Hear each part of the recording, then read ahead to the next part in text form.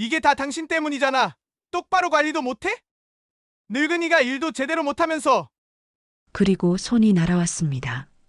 찰싹 사람들이 지켜보는 한복판에서 뺨을 맞았습니다. 72의 아파트 경비원이 입주민에게 맞았습니다. 귓가가 윙윙거렸고 뺨이 불타올랐습니다. 주변 사람들은 그저 숨죽인 채 지켜만 봤죠. 박상만은 고개를 숙였습니다. 죄송합니다.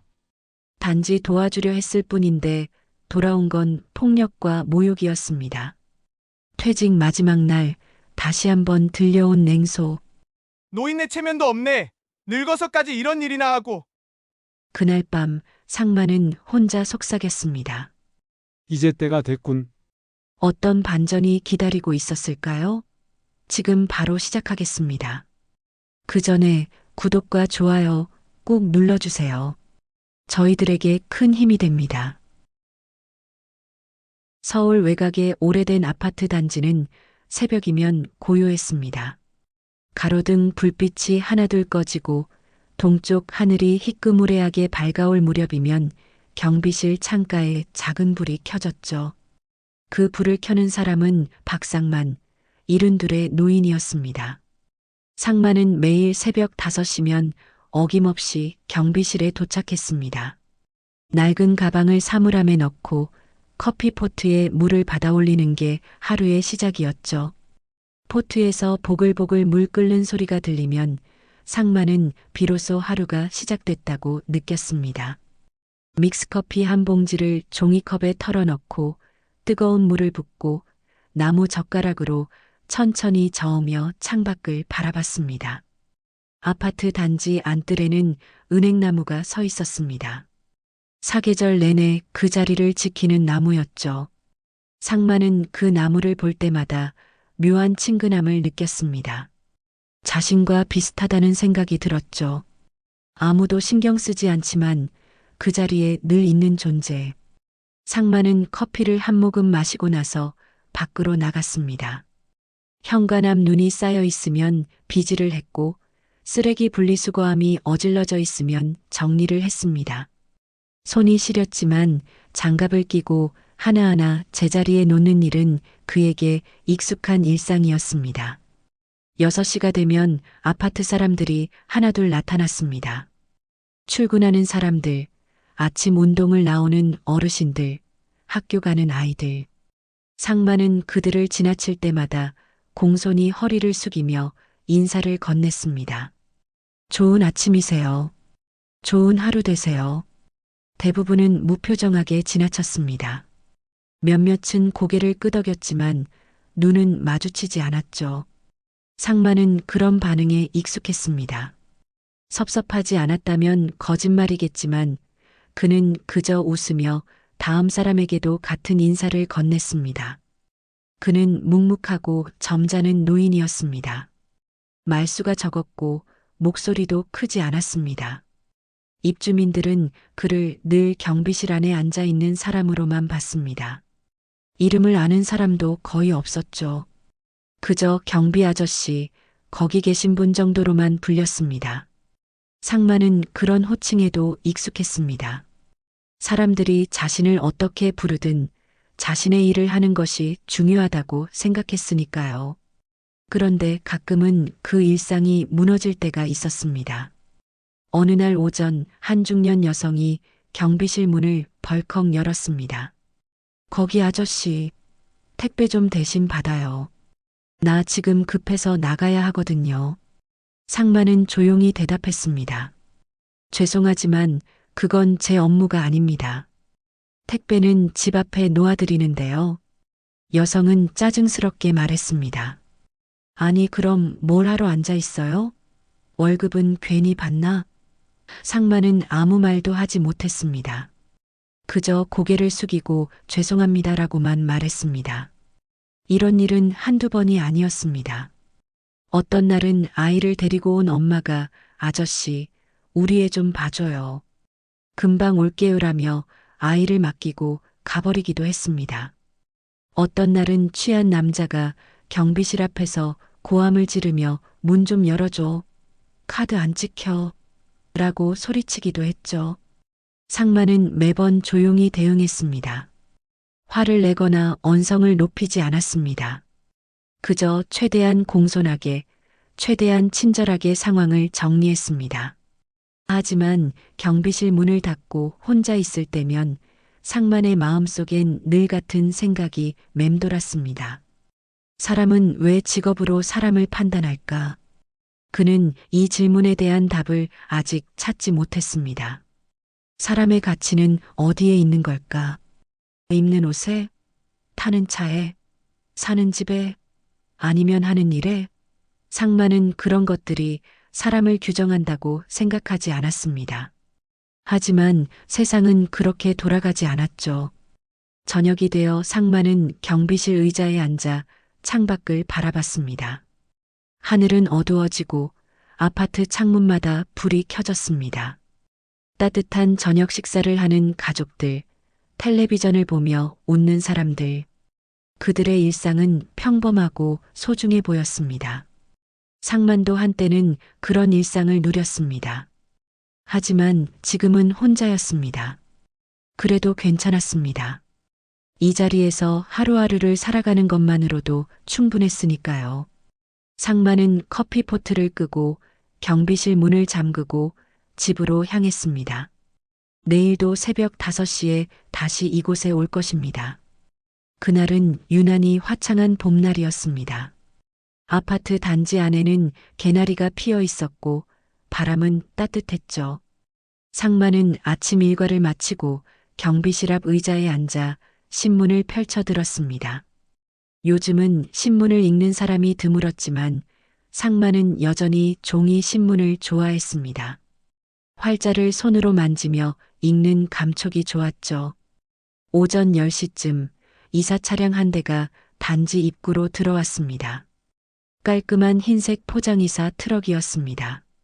뒤따라 검은색 수입차 한 대가 천천히 들어왔죠. 차에서 내린 사람은 30대 초반으로 보이는 남자였습니다. 회색 정장을 말끔하게 차려입고 손목에는 반짝이는 시계가 채워져 있었습니다. 남자는 차 문을 닫으며 주변을 둘러봤습니다. 마치 이곳을 평가하듯 눈을 가늘게 뜨고 있었죠. 조수석에서 젊은 여성이 내렸습니다. 남자의 아내로 보였습니다. 여성은 밝은색 원피스를 입고 있었고 선글라스를 쓰고 있었죠. 두 사람은 이사 기사들과 이야기를 나누며 짐을 확인했습니다. 상만은 멀리서 그 모습을 지켜봤습니다. 새로 이사 오는 사람들을 볼 때마다 그는 조용히 환영하는 마음을 품었습니다. 이 단지에서 좋은 시간 보내시길 바라는 마음이었죠. 이사 짐이 엘리베이터 앞으로 옮겨지고 있었습니다. 가구들, 박스들, 짐이 상당히 많았습니다. 상만은 경비실에서 나와 천천히 다가갔습니다. 이사 오시는군요.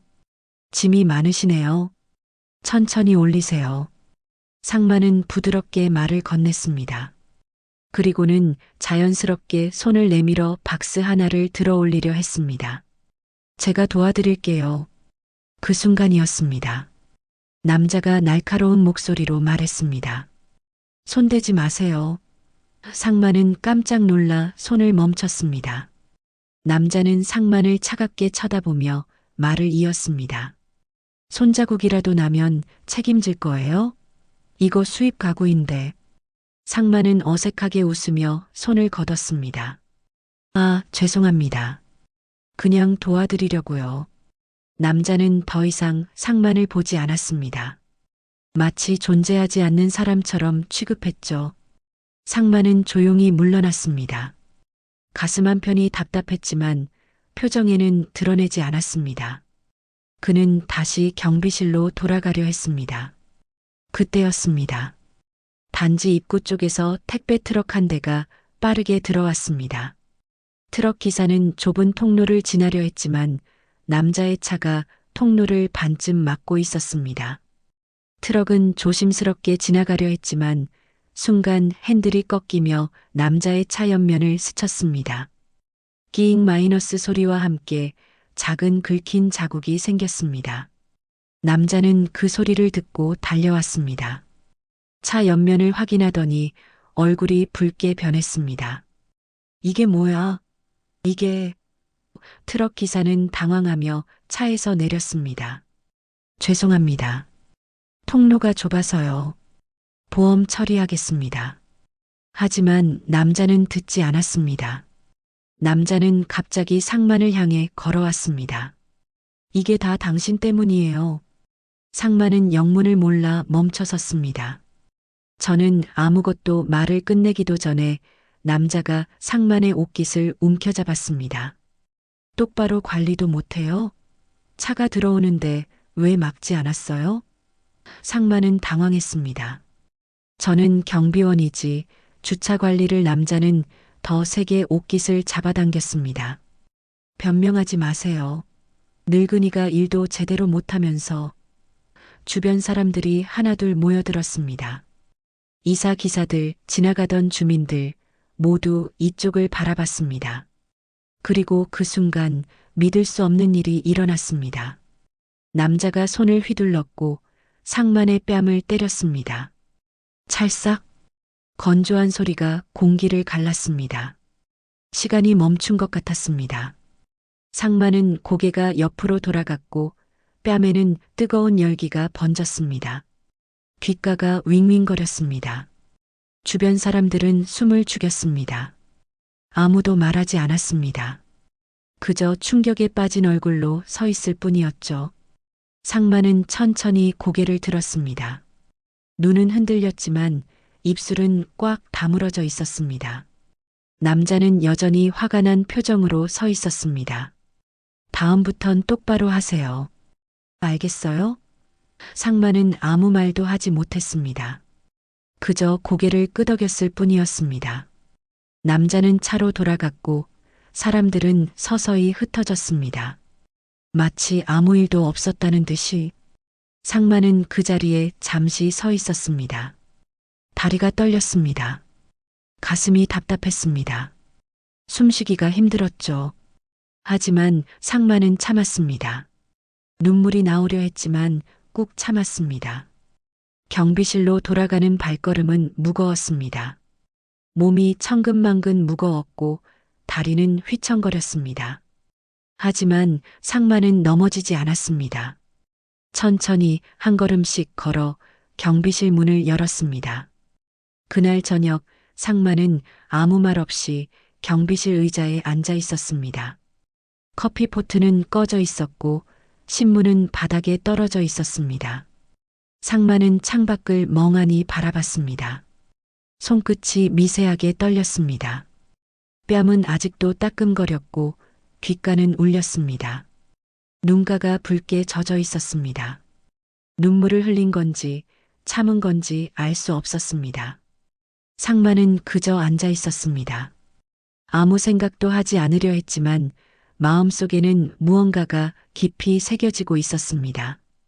그것이 무엇인지 상만 자신도 알지 못했습니다. 사건은 빠르게 퍼졌습니다. 그날 저녁 아파트 입주민 단체 대화방에는 글이 올라왔습니다.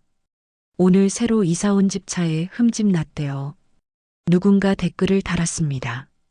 어떻게 난 거래요? 그러자 다른 사람이 답했습니다. 경비원이 제대로 관리 안 해서 택배차가 긁었다던데요. 이야기는 꼬리에 꼬리를 물었습니다. 누군가는 경비원이 직접 차에 흠집 냈다더라고 말했고 또 누군가는 요즘 경비원들이 너무 건방지다고 덧붙였습니다. 사실은 왜곡되고 진실은 묻혔습니다. 아무도 상만이 맞았다는 사실은 언급하지 않았습니다. 아무도 그가 아무 잘못이 없었다는 걸 말하지 않았죠. 사람들은 그저 자신들이 듣고 싶은 이야기만 믿었습니다.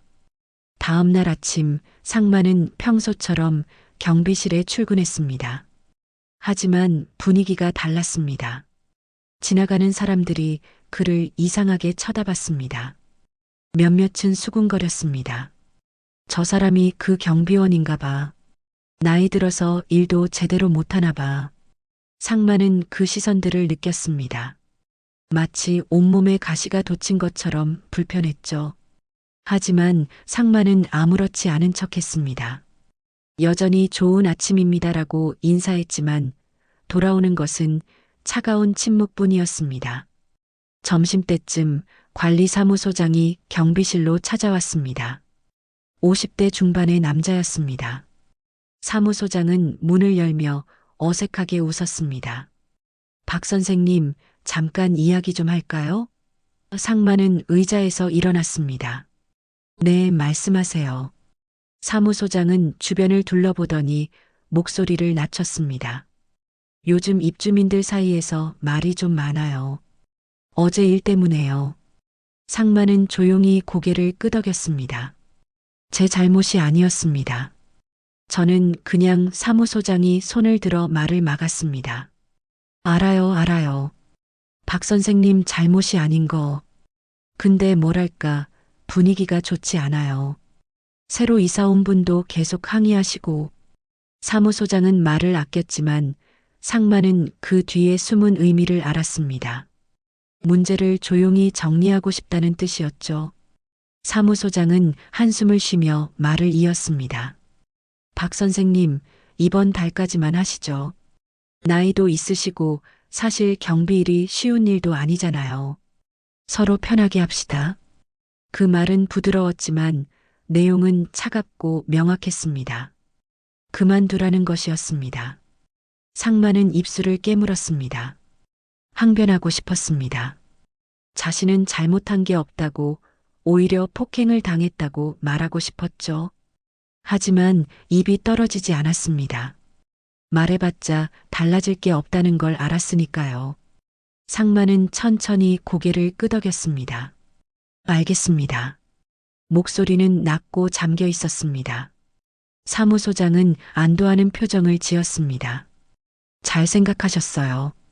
퇴직금은 제대로 챙겨드릴게요. 그동안 수고 많으셨습니다. 사무소장은 상만의 어깨를 가볍게 두드리고 나갔습니다. 경비실에는 다시 정적만 남았습니다. 그날 오후 상만은 경비실을 나섰습니다. 퇴근 시간도 아니었지만 더 이상 그 자리에 앉아 있을 수가 없었습니다. 숨이 막혔습니다. 가슴이 답답했죠. 상마는 단지를 빠져나와 뒤편 언덕길로 향했습니다. 경사진 길을 천천히 올라갔습니다. 숨이 차올랐지만 멈추지 않았습니다. 정상에 오르자 시야가 트였습니다. 아파트 단지 전체가 한눈에 들어왔습니다. 상마는 언덕 위 벤치에 앉았습니다. 바람이 불었고 머리카락이 흩날렸습니다. 저 아래 아파트들이 줄지어 서 있었습니다. 똑같이 생긴 건물들, 똑같은 창문들, 똑같은 베란다들. 상마는 그 풍경을 오래 바라봤습니다. 마음속에서 무언가가 올라왔습니다. 옛 기억이었습니다. 저 땅이 아파트가 되기 전 그곳은 넓은 공터였습니다. 풀이 무성했고 나비가 날았죠. 상마는 속으로 중얼거렸습니다. 이 땅이 다 내 손에 있었을 때는 아무도 고개 숙이지 않았지. 그 말은 쓸쓸했지만 사실이었습니다. 아무도 모릅니다. 저 아파트가 세워지기 전 이 땅의 주인이 바로 상만이었다는 사실을, 상만이 피땀 흘려 모은 돈으로 산 땅이었다는 것을, 그리고 그 땅이 어떻게 상만의 손을 떠났는지 아무도 알지 못했습니다. 상만은 눈을 감았습니다. 기억 속으로 들어갔습니다. 30년 전으로 거슬러 올라갔습니다. 그때 상만은 젊었습니다. 힘이 넘쳤고 꿈이 있었죠. 작은 철공소를 운영했습니다. 밤낮 없이 일했습니다. 용접 불꽃이 튀는 작업장에서 땀을 흘렸습니다. 손에는 굳은 살이 박였고 얼굴은 그을렸습니다. 하지만 행복했습니다. 가족을 먹여 살릴 수 있었고 미래를 꿈꿀 수 있었으니까요. 번 돈으로 상마는 이곳 땅을 샀습니다. 당시에는 변두리였지만 언젠가 개발될 거라는 확신이 있었습니다. 땅 문서를 받아들었을 때의 기쁨을 상마는 아직도 기억합니다. 아내와 함께 이곳에 와서 땅을 밟으며 말했죠. 여기에 우리 집을 짓자. 큰 마당이 있는 집. 아내는 웃으며 고개를 끄덕였습니다. 그때는 모든 게 가능해 보였습니다. 하지만 세상은 상만의 계획대로 흘러가지 않았습니다. 예고 없이 찾아온 폭풍이 모든 걸 쓸어갔습니다. 그 기억은 지금도 선명합니다. 상만은 눈을 뜨고 다시 아파트 단지를 바라봤습니다. 저곳에 자신의 꿈이 묻혀 있었습니다.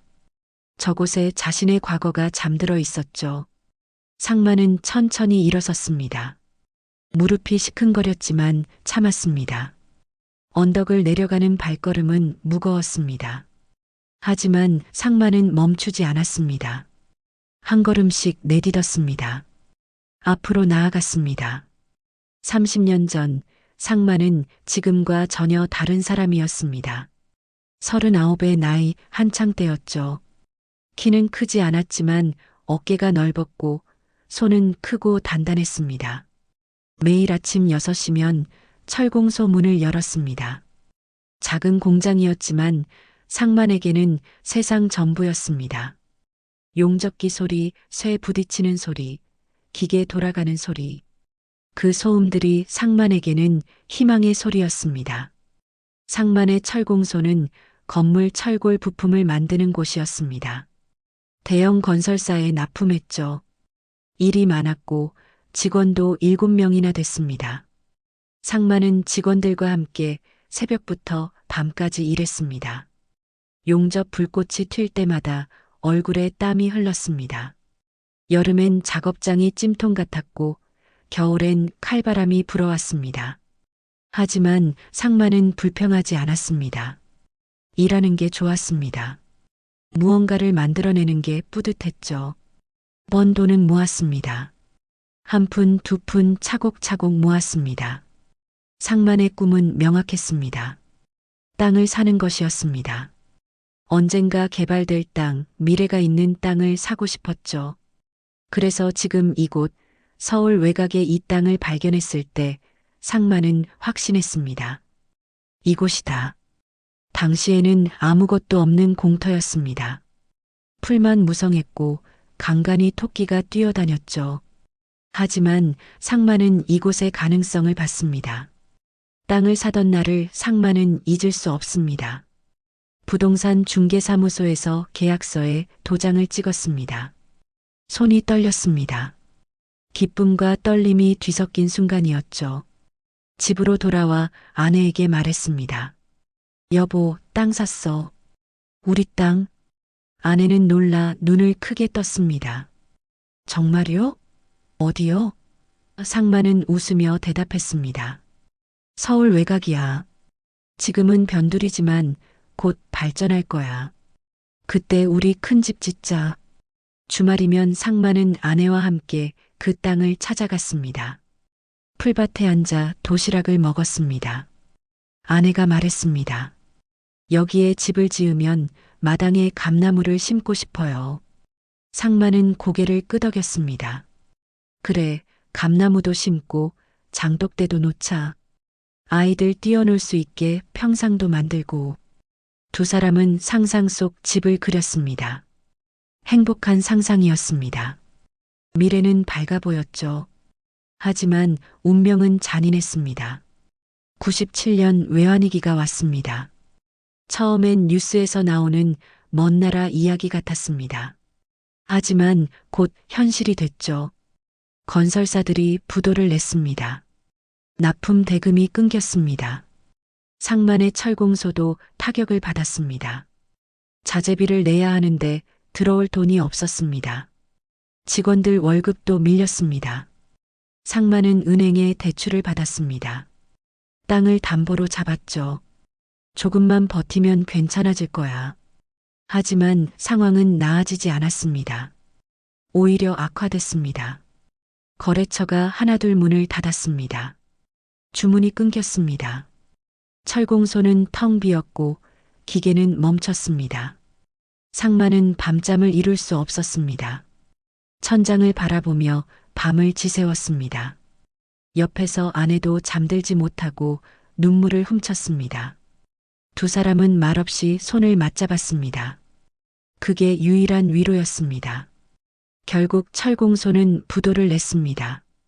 98년 봄이었습니다. 벚꽃이 피던 계절이었지만 상만에게는 가장 어두운 시간이었습니다. 은행 직원이 찾아왔습니다. 정장을 차려입은 젊은 남자였습니다. 박 사장님, 죄송합니다. 담보로 잡은 땅까지 넘어갔습니다. 대출금을 갚으셔야 하는데. 상만은 아무 말도 할 수 없었습니다. 입술이 바짝 말랐고 목이 메었습니다. 땅을 잃은 날 상만은 마지막으로 그곳을 찾아갔습니다. 혼자였습니다. 풀밭에 주저앉았습니다. 하늘을 올려다봤습니다. 구름이 흘러갔습니다. 눈물이 흘렀습니다. 소리 없이 끝없이 흘렀습니다. 상만은 흙을 한 줌 쥐었습니다. 손바닥에서 흙이 부서졌습니다. 미안해. 상만은 중얼거렸습니다. 누구에게 하는 말인지도 몰랐습니다. 아내에게, 자신에게, 이 땅에게. 그 후로 상만의 삶은 변했습니다. 평범한 일용직 노동자가 됐습니다. 건설 현장을 전전했고 경비일도 했습니다. 돈을 벌었지만 모으지 못했습니다. 생활비로 다 나갔죠. 아내는 식당에서 일했습니다. 두 사람은 아침에 나가 밤에 돌아왔습니다. 대화는 줄었고 웃음도 사라졌습니다. 삶은 그저 버티는 것이 됐습니다. 하지만 세월은 흘렀고 묘한 일이 일어났습니다. 2000년대 중반 상만이 잃었던 그 땅이 개발지역으로 지정됐습니다. 부동산 보상금이 책정됐고 토지 소유자들에게 보상이 나갔습니다. 상만도 보상금 일부를 받았습니다. 과거 소유권에 대한 법적 권리가 인정됐기 때문이었죠. 큰 돈은 아니었지만 상만에게는 기회였습니다. 상만은 그 돈으로 조용히 움직였습니다. 아파트 단지가 완공되기 직전 단지 내 일부 상가 분양권을 샀습니다. 그리고 단지 주변 자투리 토지 몇 필지를 매입했습니다. 아무도 몰랐습니다. 상만은 철저히 조용했습니다. 등기부등본에만 이름이 올라갔을 뿐 현실에서는 여전히 경비원이었습니다. 상만은 그렇게 살기로 했습니다. 사람의 본색은 약할 때 보이는 법이지. 이제 상만은 단지 일부 상가와 토지를 보유한 숨은 건물주였습니다. 하지만 아무도 몰랐습니다. 주민들은 여전히 상만을 늙은 경비원으로만 봤습니다. 그게 상만이 원한 것이었습니다. 약한 모습일 때 사람들이 어떻게 대하는지 상만은 똑똑히 보고 싶었습니다. 그리고 지금 그 시간이 다가오고 있었습니다. 마지막 날이 왔습니다. 상만의 퇴직일이었습니다. 한 달이 빠르게 지나갔습니다. 그동안 상만은 묵묵히 일했습니다. 새벽 5시에 출근하고 저녁 6시에 퇴근했습니다. 평소와 다를 게 없었죠. 하지만 분위기는 달랐습니다. 사람들은 상만을 더 무시했습니다. 인사를 해도 대답이 없었고 부탁을 해도 거절당했습니다. 곧 나갈 사람한테 뭘 부탁해요. 마지막 날 아침 상만은 경비실을 정리했습니다. 사물함을 비우고 개인 물건들을 가방에 넣었습니다. 낡은 보온병, 작은 라디오, 손때 묻은 수첩. 오래 사용한 물건들이었습니다. 하나하나 손에 쥘 때마다 묘한 감정이 들었습니다.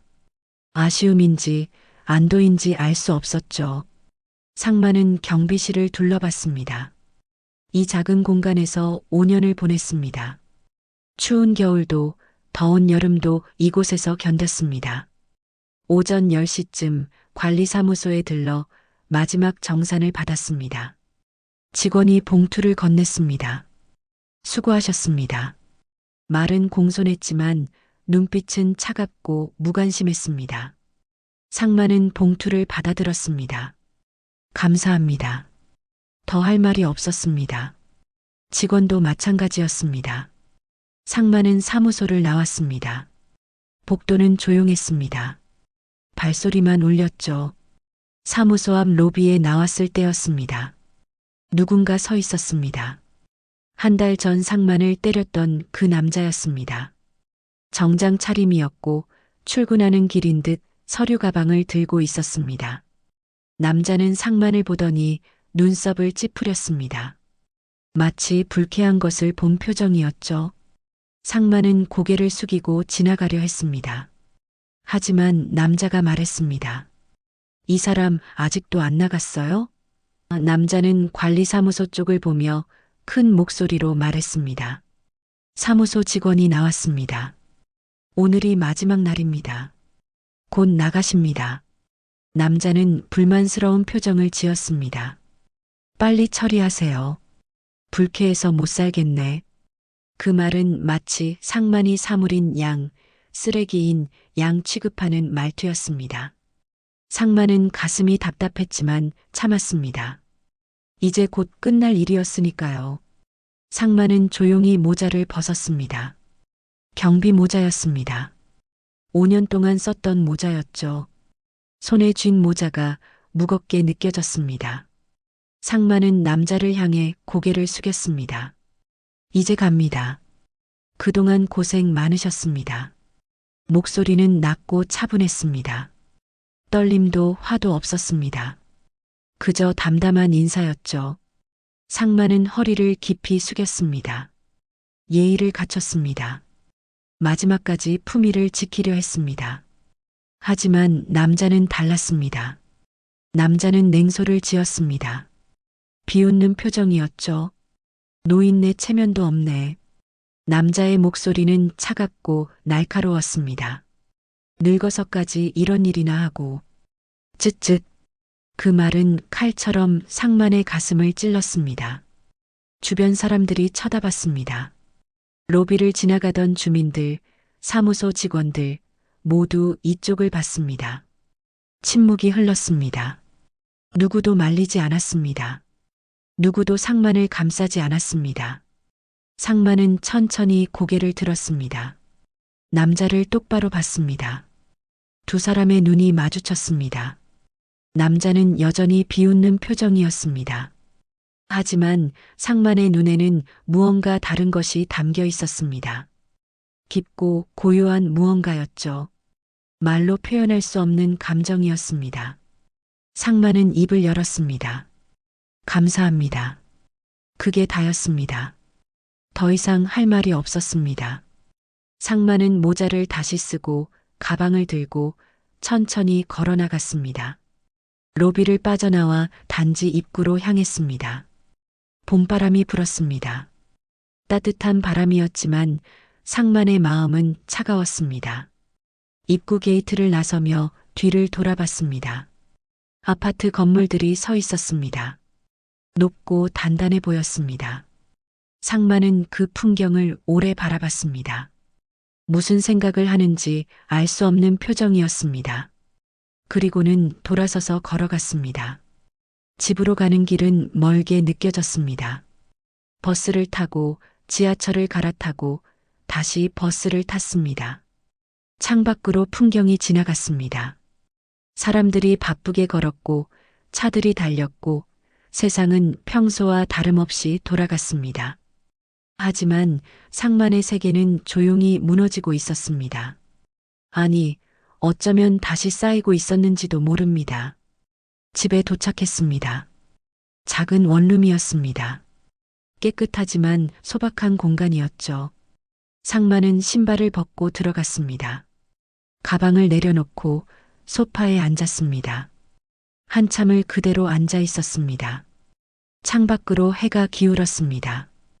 방 안의 그림자가 길어졌습니다. 상만은 움직이지 않았습니다. 마치 석상처럼 앉아 있었죠. 해가 지고 밤이 왔습니다. 상만은 천천히 일어났습니다. 방 한쪽에 있는 오래된 서랍장으로 갔습니다. 서랍을 열었습니다. 안에는 낡은 서류들이 가지런히 정리돼 있었습니다. 등기부등본, 계약서, 통장. 상만은 그 안에서 작은 나무 상자를 꺼냈습니다. 먼지가 쌓인 상자였습니다. 뚜껑을 열었습니다. 안에는 인감 도장이 들어 있었습니다. 낡은 도장이었습니다. 수십 년 된 것이었죠. 상만은 도장을 손에 쥐었습니다. 손바닥에 도장의 무게가 느껴졌습니다. 가볍지만 묵직했습니다. 이 작은 도장이 상만의 모든 권리를 증명하는 물건이었습니다. 이 도장 하나로 세상이 달라질 수 있었습니다. 상만은 도장을 오래 바라봤습니다. 그리고 조용히 중얼거렸습니다. 이제 때가 됐군. 그 말은 결심이었습니다. 오래 참았던 시간의 끝이었습니다. 상만은 도장을 다시 상자에 넣고 서류들을 꺼냈습니다. 하나하나 확인했습니다. 등기부등본을 펼쳤습니다. 거기에는 상만의 이름이 또렷이 적혀 있었습니다. 토지 소유자, 건물주. 그 글자들이 형광등 불빛 아래서 빛났습니다. 상만은 미소를 지었습니다. 쓸쓸하지만 단호한 미소였습니다. 상만은 책상 앞에 앉았습니다. 메모지를 꺼내 펜을 들었습니다. 해야 할 일들을 적기 시작했습니다. 연락할 곳, 보낼 서류, 준비할 것들. 하나하나 차근차근 적어 내려갔습니다. 펜 끝에서 글씨가 흘러나왔습니다. 글씨는 떨리지 않았습니다. 또렷하고 명확했습니다. 상만의 손은 이제 더 이상 떨리지 않았습니다. 마음이 정해졌으니까요. 길이 보였으니까요.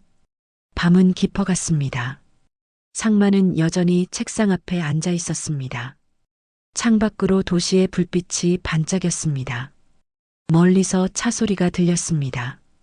세상은 잠들지 않고 계속 돌아갔습니다. 상만도 멈추지 않았습니다. 새로운 시작을 준비하고 있었습니다.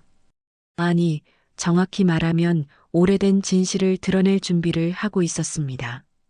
이제 곧 모든 게 바뀔 것입니다. 며칠이 지났습니다. 상만은 그동안 바쁘게 움직였습니다. 법무사 사무실을 찾아갔고 서류를 정리했고 필요한 절차를 밟았습니다. 조용히 철저하게 준비했습니다. 아무도 몰랐습니다.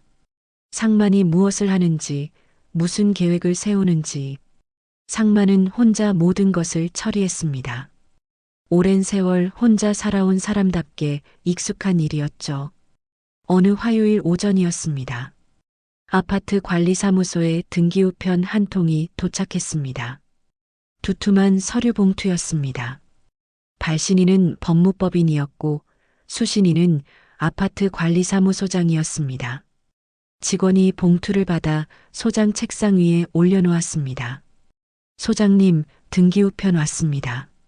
소장은 커피를 마시다 봉투를 집어들었습니다. 뭐지? 봉투를 뜯었습니다. 안에는 공식 문서가 들어 있었습니다. 법원 등기소 도장이 찍힌 서류였습니다. 소장은 첫 장을 펼쳤습니다. 제목을 읽었습니다. 부동산 소유권 변경 통보 및 관리권 이전 안내. 소장은 눈썹을 찌푸렸습니다. 이게 뭐야? 서류를 자세히 읽기 시작했습니다. 첫 줄부터 놀라운 내용이었습니다. 아파트 단지 내 상가동 전체 및 부지 일부 소유권이 박상만 명의로 변경되었음을 통보합니다. 소장의 눈이 커졌습니다. 박상만? 박상만이 누구지? 잠시 생각하다가 깨달았습니다. 저번에 그만둔 경비원? 믿을 수 없었습니다. 다시 서류를 읽었습니다. 더 자세히 읽었습니다. 상가동 전체, 단지 부지 일부, 심지어 주차장 땅 일부까지 박상만 소유였습니다. 등기부등본이 첨부돼 있었습니다. 명확했습니다. 법적으로 확실한 서류였죠. 소장은 의자에서 벌떡 일어났습니다. 이게 말이 돼? 다시 앉아 서류를 뒤적였습니다. 손이 떨렸습니다. 뒷장에는 더 충격적인 내용이 있었습니다.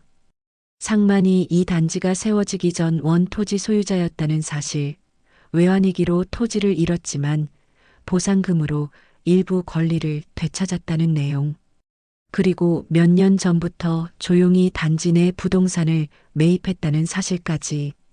소장은 전화를 들었습니다. 법무사 사무실로 전화를 걸었습니다. 여보세요. 확인 좀 하고 싶은데요. 통화는 짧았습니다. 법무사는 명확하게 답했습니다. 네, 모든 게 합법적입니다. 박상만 씨는 정당한 소유주십니다. 소장은 전화를 끊었습니다. 멍하니 앉아 있었습니다. 머릿속이 복잡했습니다. 한 달 전 쫓아냈던 경비원이 사실은 건물주였다니. 이럴 수가. 그날 오후 상만이 단지에 나타났습니다. 경비복이 아니었습니다. 깔끔한 회색 셔츠에 면바지를 입고 있었습니다. 손에는 서류 가방을 들었죠. 얼굴은 담담했습니다. 표정에는 특별한 감정이 없었습니다. 상만은 상가동으로 걸어갔습니다. 상가 입구에는 이미 업체 직원들이 와 있었습니다. 현수막을 준비하고 있었죠. 상만은 직원들에게 지시했습니다. 여기에 걸어주세요. 현수막이 펼쳐졌습니다. 흰 바탕에 파란 글씨로 쓰여 있었습니다. 소유주 변경 안내, 소유자 박상만, 간단하고 명확한 문구였습니다. 직원들이 현수막을 상가 입구 정면에 걸었습니다. 크고 눈에 잘 띄는 위치였죠. 지나가는 사람들이 멈춰 섰습니다. 현수막을 올려다봤습니다. 저게 뭐야? 박상만? 누구지? 소문은 빠르게 퍼졌습니다. 한 사람이 알면 10사람이 알았습니다. 입주민 단체 대화방이 들끓었습니다. 상가 주인 바뀌었대요. 누구래요? 박상만이라는 분인데 누군가 깨달았습니다. 박상만? 그거 얼마 전에 그만둔 경비원 아니에요? 대화방이 순식간에 폭발했습니다. 네, 경비원이 건물주? 말도 안 돼요. 진짜예요? 사람들이 하나둘 상가로 모여들었습니다. 현수막을 확인했습니다. 사실이었습니다. 관리사무소에 문의가 빗발쳤습니다. 이게 사실인가요? 소장은 어쩔 수 없이 인정했습니다. 네, 사실입니다. 박상만 씨가 정식 소유주십니다. 사무소는 혼란스러웠습니다. 주민들은 믿을 수 없다는 표정들이었죠. 그날 저녁 한 달 전 상만을 모욕했던 그 남자가 퇴근길에 단지로 들어왔습니다. 주차장에 차를 세우고 나왔습니다. 평소처럼 느긋하게 걷고 있었죠. 그때 앞에서 오던 이웃 주민이 말했습니다. 들었어요? 경비원이었던 분이 건물주래요. 남자는 귀를 의심했습니다. 네, 무슨 말씀이세요? 주민이 설명했습니다. 상가 소유주가 박상만이라는 것, 단지 부지 일부도 그의 소유라는 것. 남자는 얼굴이 굳었습니다. 박상만이요? 설마 그 경비원? 주민이 고개를 끄덕였습니다. 네, 맞아요. 원래 이 땅 주인이었대요. 오래전에 잃었다가 다시 샀다던데. 남자는 입이 마르는 걸 느꼈습니다. 목이 타들어갔습니다. 남자는 서둘러 상가 쪽으로 향했습니다. 현수막이 보였습니다. 소유주 변경 안내, 소유자 박상만, 그 글자가 눈에 박혔습니다. 남자는 그 자리에 우뚝 섰습니다. 얼굴이 하얗게 질렸습니다. 손이 차갑게 식었습니다. 심장이 빠르게 뛰었습니다. 한 달 전 자신이 한 행동이 떠올랐습니다. 상만의 멱살을 잡았던 것, 뺨을 때렸던 것, 모욕했던 말들. 늙어서까지 이런 일이나 하고. 남자는 다리에 힘이 빠지는 걸 느꼈습니다. 주저앉을 것 같았습니다. 주변 사람들이 쳐다봤습니다. 남자는 겨우 정신을 차리고 집으로 향했습니다. 하지만 발걸음은 무거웠습니다. 머릿속은 복잡했습니다. 어떻게 이럴 수가 후회가 밀려왔습니다. 두려움도 함께 왔습니다. 자신의 미래가 걱정됐습니다. 그날 밤 단지 전체가 이 소식으로 떠들썩했습니다. 커뮤니티 게시판에는 글이 끊임없이 올라왔습니다. 진짜 충격이에요. 경비원을 그렇게 대했는데 앞으로 어떻게 되는 거죠? 사람들은 불안했습니다. 자신들도 상만을 무시했던 기억이 있었으니까요. 혹시 보복하지 않을까, 상가 임대료를 올리지 않을까, 여러 걱정이 쏟아졌습니다. 하지만 상만은 아무 말도 하지 않았습니다. 조용히 자신의 일을 했습니다. 상가 관리를 점검하고 계약서를 검토하고 앞으로의 계획을 세웠습니다. 표정은 여전히 담담했습니다. 복수심도 분노도 보이지 않았습니다. 그저 묵묵히 자신의 길을 갔습니다. 그 모습이 오히려 더 무섭게 느껴졌습니다. 진실이 드러났고 이제 새로운 시작이었습니다. 저녁 6시가 지났습니다. 해가 지고 어둠이 내렸습니다. 아파트 단지에 가로등이 하나씩 켜졌습니다. 사람들은 저녁 식사를 마치고 산책을 나왔습니다. 봄바람이 부드럽게 불었죠. 평화로운 저녁이었습니다. 하지만 한 남자에게는 가장 무거운 시간이었습니다. 남자는 집 거실 소파에 앉아 있었습니다. 텔레비전이 켜져 있었지만 무슨 내용인지 들리지 않았습니다. 아내가 부엌에서 설거지를 하고 있었습니다. 그릇 부딪히는 소리만 들렸죠. 남자는 손바닥으로 얼굴을 문질렀습니다. 한숨이 나왔습니다. 하루 종일 회사에서도 일이 손에 잡히지 않았습니다. 머릿속에는 박상만이라는 이름만 맴돌았습니다. 남자는 결심했습니다. 이대로는 안 되겠다고. 가만히 있으면 더 꼬일 것 같았습니다. 용기를 내야 했습니다. 남자는 일어났습니다. 여보, 나 잠깐 나갔다 올게. 아내가 고개를 내밀었습니다. 어디 가요? 남자는 대답하지 않았습니다. 현관문을 열고 나갔습니다. 엘리베이터를 타고 1층으로 내려왔습니다. 가슴이 두근거렸습니다. 단지를 걷는 발걸음이 무겁게 느껴졌습니다. 경비실이 보였습니다. 불이 켜져 있었습니다. 창문 너머로 사람 그림자가 보였습니다. 상만이었습니다. 남자는 멈춰 섰습니다. 다시 돌아가고 싶었습니다. 하지만 발은 앞으로 나아갔습니다.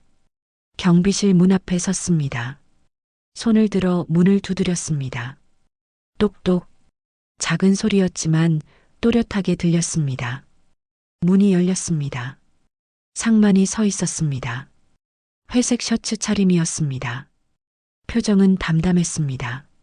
놀라지도 화내지도 않았습니다. 그저 조용히 남자를 바라봤습니다. 두 사람의 눈이 마주쳤습니다. 남자는 먼저 눈을 피했습니다. 입술이 말랐습니다. 저기 말이 나오지 않았습니다. 목이 메었습니다. 상만은 한 걸음 물러섰습니다. 들어오세요. 목소리는 부드러웠습니다. 남자는 경비실 안으로 들어갔습니다. 작은 공간이었습니다. 책상 하나, 의자 둘, 커피포트가 놓인 선반. 그게 전부였습니다. 벽에는 달력이 걸려 있었고 창가에는 작은 화분이 있었죠. 남자는 어색하게 서 있었습니다. 앉으라는 말이 없었습니다. 상만은 커피포트로 갔습니다. 물을 끓이기 시작했습니다. 보글보글 소리가 났습니다. 남자는 입을 열었습니다. 박 선생님. 목소리가 떨렸습니다. 상만은 돌아보지 않았습니다. 커피를 준비하며 대답했습니다. 말씀하세요. 남자는 고개를 숙였습니다. 그땐 제가 몰라서 그랬습니다. 정말 죄송합니다. 상만은 여전히 등을 보인 채 커피를 저었습니다. 나무 젓가락이 종이컵 안을 천천히 돌았습니다. 침묵이 흘렀습니다. 길고 무거운 침묵이었죠. 남자는 땀이 났습니다. 등에서 식은땀이 흘렀습니다. 상만은 커피 2잔을 들고 돌아섰습니다. 책상에 내려놓았습니다. 앉으세요. 남자는 의자에 앉았습니다. 상만도 맞은편에 앉았습니다. 두 사람 사이에 책상이 있었습니다. 커피에서 김이 올라왔습니다. 상만은 자신의 커피를 들었습니다. 한 모금 마셨습니다.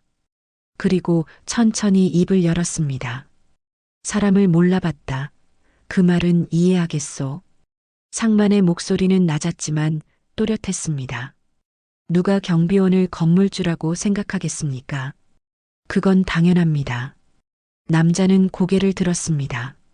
상만을 봤습니다. 상만은 계속 말했습니다. 하지만 사람을 함부로 대한 건 상만은 잠시 말을 멈췄습니다. 커피를 한 모금 더 마셨습니다. 그건 당신 마음의 문제요. 그 말은 조용했지만 무겁게 가슴에 박혔습니다. 남자는 숨을 들이쉬었습니다. 대답할 말이 없었습니다. 상만은 창밖을 바라봤습니다. 저도 한때는 사업을 했습니다. 작은 철공소였지만 제 자부심이었죠. 직원들도 있었고 거래처도 있었습니다. 남자는 조용히 들었습니다. 하지만 외환위기가 왔고 모든 걸 잃었습니다. 하루아침에 빈털터리가 됐죠. 그때 깨달았습니다. 사람은 가진 것으로 판단되는구나. 상만은 다시 남자를 봤습니다. 그 후로 오랜 세월 노동일을 했습니다. 건설 현장에서도 경비실에서도 일했죠. 사람들이 저를 어떻게 대하는지 다 봤습니다. 무시하고 함부로 대하고 사람 취급도 안 하더군요. 상만의 눈빛은 깊었습니다. 하지만 저는 참았습니다. 사람들의 본 모습을 보고 싶었으니까요. 남자는 얼굴이 화끈거렸습니다. 부끄러웠습니다. 상만이 말한 사람들 속에 자신도 포함된다는 걸 알았습니다. 상만은 커피잔을 내려놓았습니다.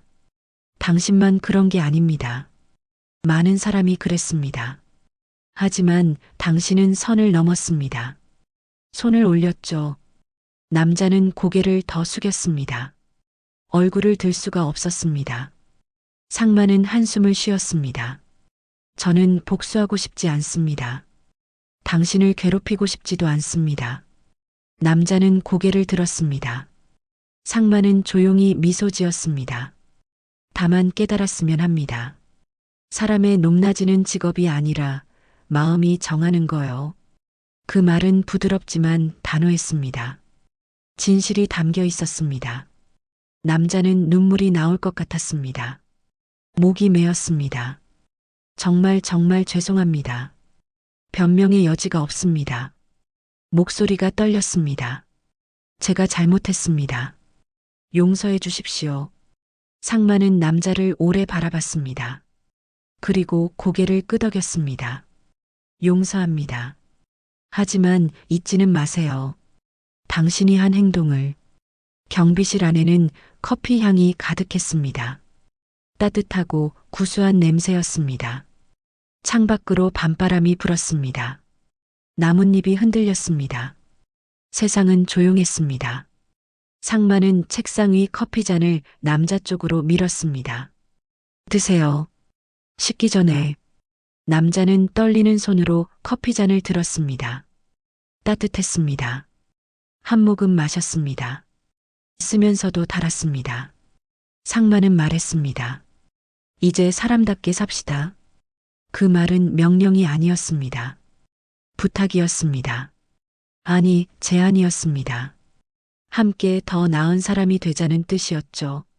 남자는 고개를 끄덕였습니다. 네, 그렇게 하겠습니다. 진심이었습니다. 마음 깊은 곳에서 나온 말이었습니다. 두 사람은 커피를 마셨습니다. 말없이 앉아 있었습니다. 하지만 침묵은 불편하지 않았습니다. 오히려 편안했습니다. 무언가 풀어진 느낌이었죠. 시간이 흘렀습니다. 남자는 커피를 다 마시고 일어났습니다. 감사합니다. 정말 감사합니다. 상만도 일어났습니다. 조심히 들어가세요. 남자는 경비실 문을 나섰습니다. 뒤돌아봤습니다. 상만이 창가에 서서 손을 들어 보였습니다. 작별 인사였습니다. 남자도 손을 들었습니다. 그리고 천천히 걸어갔습니다. 발걸음은 가벼웠습니다. 가슴은 후련했습니다. 무언가 무거운 짐을 내려놓은 기분이었죠. 하늘을 올려다봤습니다. 별이 빛나고 있었습니다. 아름다웠습니다. 상마는 경비실 안에 혼자 남았습니다. 창밖을 바라봤습니다. 단지가 고요했습니다. 불빛들이 반짝였습니다. 상마는 빈 커피잔을 들었습니다. 물로 헹궜습니다. 정리했습니다. 모든 게 제자리로 돌아갔습니다. 상마는 불을 끄고 문을 잠갔습니다. 집으로 가는 길, 상만의 얼굴에는 잔잔한 미소가 있었습니다. 평화로운 미소였습니다. 한 달이 지났습니다. 아파트 단지는 조용히 변하기 시작했습니다. 눈에 띄는 큰 변화는 아니었습니다. 하지만 공기가 달랐습니다. 분위기가 달랐죠. 사람들이 서로를 대하는 태도가 조금씩 바뀌었습니다. 인사가 많아졌고 미소가 늘었습니다. 작지만 의미 있는 변화들이었습니다. 아침이면 새로운 경비원이 경비실에서 근무했습니다. 50대 중반의 남자였습니다. 입주민들은 이제 경비원에게 먼저 인사를 건넸습니다. 안녕하세요. 좋은 아침이에요. 경비원은 처음엔 놀랐습니다. 이렇게 친절한 아파트는 처음이었으니까요. 시간이 지나며 경비원도 밝은 얼굴이 됐습니다. 오늘도 좋은 하루 되세요. 어린아이들도 달랐습니다. 학교 가는 길에 경비실 앞을 지나며 큰 소리로 인사했습니다. 할아버지, 안녕하세요. 어떤 아이는 손을 흔들기도 했습니다. 경비원은 그런 아이들에게 손을 흔들어 주었습니다. 때로는 사탕을 하나씩 나눠주기도 했죠. 아이들의 웃음소리가 단지에 울려 퍼졌습니다. 밝고 맑은 소리였습니다. 상마는 더 이상 경비실에 있지 않았습니다. 하지만 단지를 떠나지도 않았습니다. 여전히 이곳에 있었죠. 다만 역할이 바뀌었습니다. 상마는 단지 한켠에 있는 오래된 건물을 개조했습니다. 원래는 창고로 쓰이던 공간이었습니다. 아무도 신경 쓰지 않던 곳이었죠. 상마는 그곳을 새롭게 만들었습니다. 공사가 한 달 동안 진행됐습니다. 벽을 새로 칠하고 바닥을 깨끗이 다듬었습니다. 큰 창문을 냈고 채광이 들어오게 했습니다. 내부에는 편안한 의자들을 놓았습니다. 작은 테이블도 여러 개 배치했죠. 한쪽에는 책장을 설치했고 다양한 책들을 채워 넣었습니다. 커피 머신도 놓았고 정수기도 들였습니다. 벽에는 따뜻한 그림들을 걸었습니다. 완성된 공간은 아름다웠습니다. 아늑하고 평화로웠습니다. 상마는 입구에 작은 간판을 달았습니다. 마을 쉼터 세 글자였습니다. 단순하지만 의미가 깊었죠. 이곳은 누구나 올 수 있는 공간이었습니다. 나이, 직업, 지위와 상관없이 누구든 환영받는 곳이었습니다. 상만이 꿈꾸던 공간이었습니다. 개관일 주민들이 하나둘 모여들었습니다. 호기심 반, 기대 반이었습니다. 문을 열고 들어서자 탄성이 나왔습니다. 와, 여기 정말 좋네요. 이렇게 멋진 곳이 있었다니. 사람들은 의자에 앉았습니다.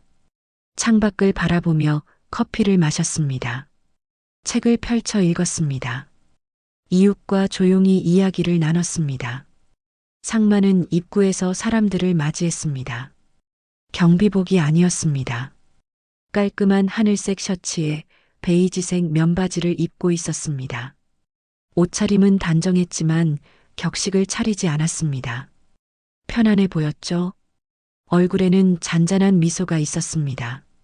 어서 오세요. 편하게 쉬다 가세요. 그의 인사는 따뜻했습니다. 한 할머니가 들어왔습니다. 팔순이 넘어 보였습니다. 지팡이를 짚고 천천히 걸었죠. 상만이 다가가 부축했습니다. 조심히 오세요. 할머니를 의자까지 안내했습니다. 할머니는 앉으며 말했습니다. 고맙네요. 이런 곳이 생겨서 참 좋아요. 집에만 있으면 답답했거든요. 상마는 고개를 끄덕였습니다. 자주 오세요. 언제든 환영입니다. 시간이 흐르며 마을 쉼터는 단지의 중심이 됐습니다. 아침이면 어르신들이 모여 차를 마셨습니다. 오후면 엄마들이 아이들과 함께 와서 책을 읽었습니다. 저녁이면 퇴근한 직장인들이 잠시 들러 쉬었습니다. 모두가 함께하는 공간이었습니다. 벽을 허문 공간이었죠. 어느 날 오후 한 젊은 여성이 찾아왔습니다. 한 달 전 상만을 모욕했던 남자의 아내였습니다. 여성은 조심스럽게 다가왔습니다. 저기 박 선생님. 상만은 돌아봤습니다. 네, 무슨 일이세요? 여성은 손에 든 봉투를 내밀었습니다. 이거 남편이 드리라고 했어요. 그리고 제가 직접 사과드리고 싶어서 왔어요. 상만은 봉투를 받지 않았습니다. 대신 미소를 지었습니다. 마음만 받겠습니다.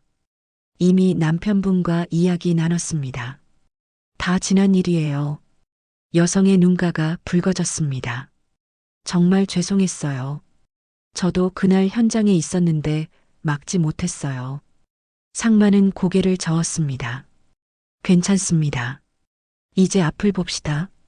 과거에 머무르지 말고요. 여성은 깊이 인사했습니다. 감사합니다. 정말 감사합니다. 그리고는 의자에 앉았습니다.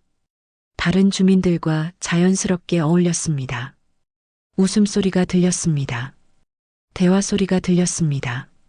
마을 쉼터는 살아 숨쉬는 공간이었습니다.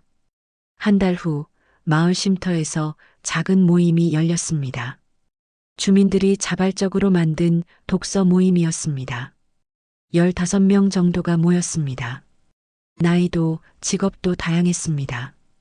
대학생도 있었고 회사원도 있었고 할머니도 있었습니다. 모두 한 권의 책을 읽고 이야기를 나눴습니다. 상만도 그 자리에 함께했습니다. 여전히 같은 자리, 창가 의자에 앉아 있었습니다. 햇살이 들어와 상만의 어깨를 비쳤습니다. 상만은 사람들의 이야기를 들었습니다. 때로는 자신의 생각도 나눴습니다. 저는 이 책에서 이런 걸 느꼈습니다. 사람은 결국 관계 속에서 성장한다는 것을요. 한 젊은 남자가 질문했습니다. 선생님, 어떻게 그렇게 마음이 넓으세요? 저라면 복수했을 것 같은데. 상만은 잠시 생각했습니다. 그리고 조용히 대답했습니다. 복수는 나를 더 아프게 할 뿐입니다. 용서는 나를 자유롭게 하죠. 저는 자유를 택했습니다.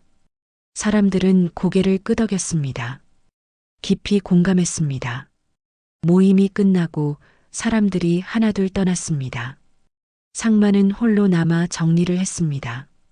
의자를 제자리에 놓고 테이블을 닦고 바닥을 쓸었습니다. 창문을 열어 환기를 시켰습니다. 저녁 바람이 들어왔습니다. 시원하고 상쾌했습니다. 상만은 창밖을 바라봤습니다. 단지 전체가 보였습니다. 불빛들이 하나씩 켜지고 있었습니다. 상만은 중얼거렸습니다. 이곳은 돈으로 세운 게 아니오. 마음으로 세운 곳이지. 그 말은 진심이었습니다. 상만은 돈으로 이 공간을 만들었지만 채운 것은 마음이었습니다. 사람들의 마음, 따뜻함, 배려, 존중. 그런 것들로 이곳을 채웠습니다. 그게 진짜 가치라고 믿었습니다. 해가 완전히 졌습니다.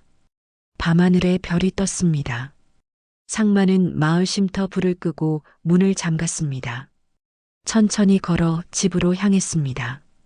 길을 걷는 동안 여러 주민이 인사를 건넸습니다. 선생님, 안녕히 가세요. 내일 봬요. 상만은 모두에게 미소로 답했습니다. 좋은 밤 되세요. 집에 도착해 침대에 누웠습니다. 천장을 바라봤습니다. 조용했습니다. 평화로웠습니다. 상만의 얼굴에는 잔잔한 미소가 있었습니다. 깊고 고요한 미소였습니다. 그 속에는 오랜 시간의 아픔이 있었습니다. 모욕과 상처가 있었습니다. 하지만 그것들을 용서로 바꾼 한 인간의 위엄도 함께 있었습니다. 상만은 눈을 감았습니다. 마음은 가벼웠습니다. 더 이상 무겁지 않았습니다. 과거의 무게를 내려놓았습니다. 미래는 밝았습니다. 희망이 있었습니다. 상마는 깊은 잠에 빠져들었습니다. 편안한 잠이었습니다. 꿈속에서 상마는 웃고 있었습니다. 진심으로 행복한 미소였습니다. 오늘의 사연 이야기 어떠셨나요? 이야기가 마음에 드셨다면 구독과 좋아요 눌러주세요. 더 좋은 영상으로 보답하겠습니다. 행복한 하루 되시기 바랍니다. 감사합니다.